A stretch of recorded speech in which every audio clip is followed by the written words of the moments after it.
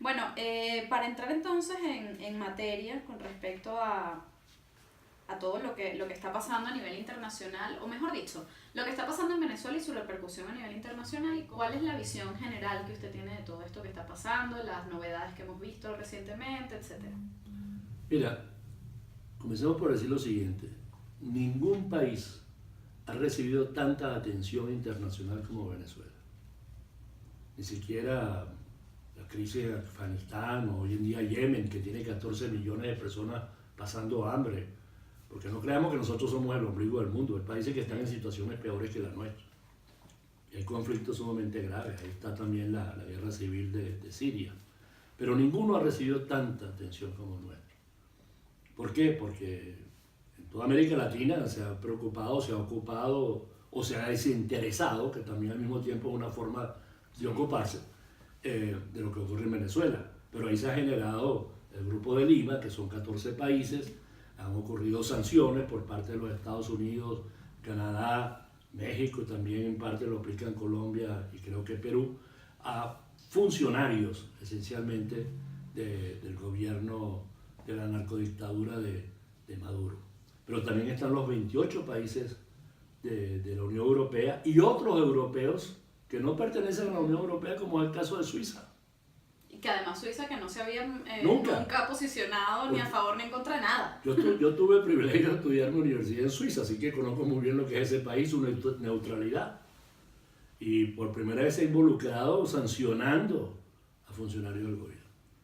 Eso por una parte, pero las sanciones no han sido todo, porque simultáneamente estos países eh, han tratado de encontrar, buscar soluciones para lo que está ocurriendo en Venezuela. Cabe destacar que el gobierno venezolano lamentablemente no acepta que haya una crisis humanitaria.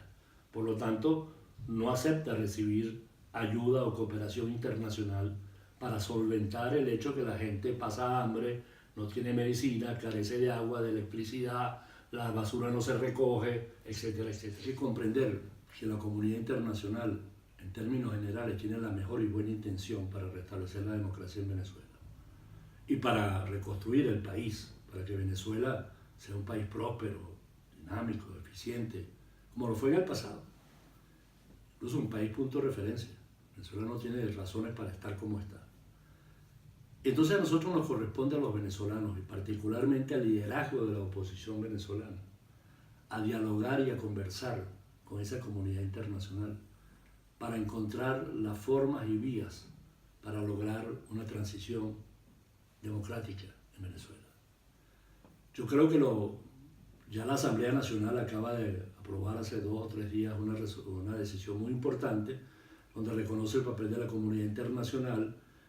Creo que señala que hay que trabajar en conjunción con ella. Y yo quisiera que estas cosas se pusieran en práctica de verdad. Así como se dijo que el Zapatero era el amigo de la dictadura de Maduro y se le atacó, pues tengamos nosotros nuestros amigos democráticos. La Unión Europea, Estados Unidos, Canadá, el Grupo de Lima. Esos todos son países democráticos. Suiza, por favor, ¿qué más democracia que la Suiza? Entonces, para que nos ayuden a esa solución. Hablando con ellos, podemos establecer una estrategia e incluso, ¿por qué no?, ir a una negociación con el madurismo y el chavismo. Porque, una negociación que no es un diálogo, ¿no? No, yo estoy hablando de negociación. Es una negociación para que se vayan. Eso es. Para que ellos se vayan del gobierno y para que permitan una transición.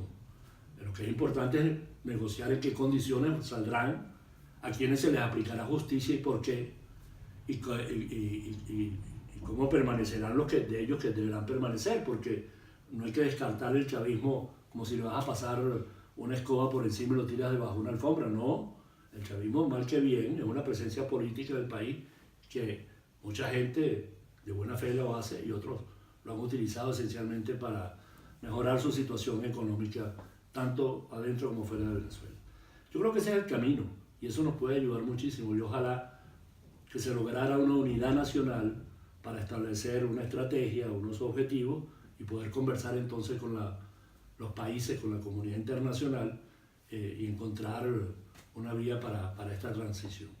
Así es, nos quedan dos cositas, hablar un poquito, grosso modo, de la migración venezolana y sus consecuencias en América Latina sobre todo, y por último ya pues conversar sobre o pedirle más bien un mensaje para los venezolanos en el extranjero. Mira,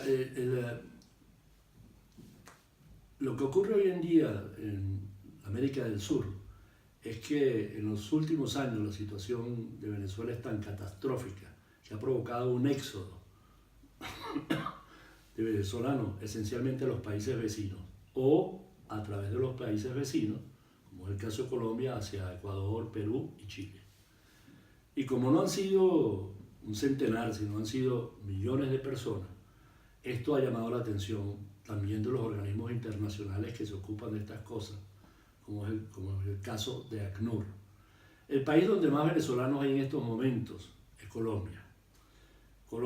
Se habla de 1 millón de venezolanos. Es muy posible que muchos de esos venezolanos, un elevado porcentaje, sean de origen colombiano, porque nosotros tuvimos en los años 70 y 80, y seguimos teniendo, varios millones de colombianos en nuestro país, residenciados y que contribuyeron mucho a la economía venezolana. Pero tuvieron hijos, tuvieron nietos, o algunos llegaron pequeños y ahora tienen 40, 50 años y se han regresado a Colombia donde tienen familia. Bueno, pero dejando eso de lado, son venezolanos. Y Colombia no está en capacidad de manejar eso, como tampoco está Perú, que tiene 550.000. Quizás el país más preparado para manejarlo es Brasil, pero por la extensión brasilera. Claro, porque en cualquier parte, yo tuve el privilegio de ser 5 años embajador en Brasil, así que conozco bastante bien ese continente que está incrustado en América del Sur. Pero para el caso de Colombia, el efecto es muy fuerte sobre los servicios, la educación, la salud pública, la infraestructura y el empleo. Entonces tiene que saberlo manejar. Por ello, el nuevo gobierno de Duque ha provocado ya algunas reuniones internacionales con otros países que están viviendo la situación, como Ecuador y Perú, a nivel de sus autoridades migratorias, también con organismos internacionales, y también ha solicitado cooperación financiera internacional, porque necesita dinero para hacerle frente a esa situación. Lo que es fundamental y esencial es que no se llegue a crear la figura del refugiado. El refugiado, por lo que hemos visto en el mundo, no es muy bueno porque lo concentran en un sitio donde puede llegar a pasar años. Claro. Y se forman como pequeños poblados, ciudadelas encerradas como campos de concentración, y se generan vicios en la gente. Se genera la droga, la prostitución, el robo, los asesinatos, etcétera, etcétera. No, pero son como guetos. Son o sea, como no, guetos. No hay una verdadera inserción. Y por ser guetos, también no hay ocio, no hay capacidad para que la mente vaya por otros lugares, y lo constante y lo permanente lleva a desviaciones humanas.